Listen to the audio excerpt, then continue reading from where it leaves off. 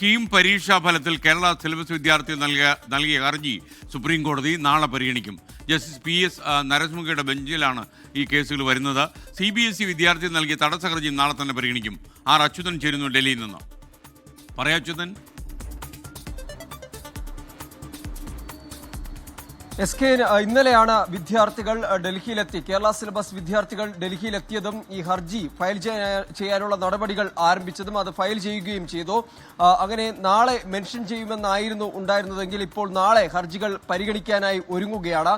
Justice PS നരസിംഹയുടെ ബെഞ്ചായിരിക്കും Kerala syllabus വിദ്യാർത്ഥികൾ കീം പരീക്ഷാ ഫലവുമായി ബന്ധപ്പെട്ട കേരള സിലബസ് വിദ്യാർത്ഥികൾ നൽകിയ ഹർജികൾ പരിഗണിക്കുക. ഒപ്പം തന്നെ CBSE ഒരു തടസ്സ ഹർജിയും ഇന്ന് നൽകിയിട്ടുണ്ട്. അതായത് അവരുടെ വാദം കേൾക്കാതെ തീരുമാനമെടുക്കരുത് എന്നാവശ്യപ്പെട്ടുകൊണ്ട് നൽകിയ തടസ്സ ഹർജിയും സുപ്രീം കോടതി പരിഗണിക്കും എന്നതാണ്.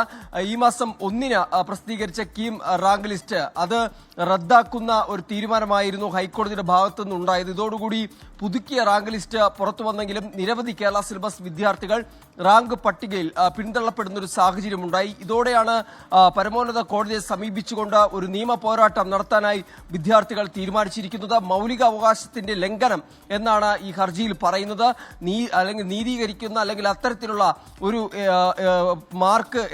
മാർക്കുമായി ബന്ധപ്പെട്ട ഒരു ഏകീകരണ സംവിധാനം ഇതുമായി ബന്ധപ്പെട്ട് ഏർപ്പെടുത്തണം എന്നുകൂടി ഹർജിയിൽ പറയുന്നുണ്ട്. എന്തായാലും നിലവിൽ നാളെ PS നരസിംഹയുടെ ബെഞ്ച് ഈ ഹർജികൾ പരിഗണിക്കും.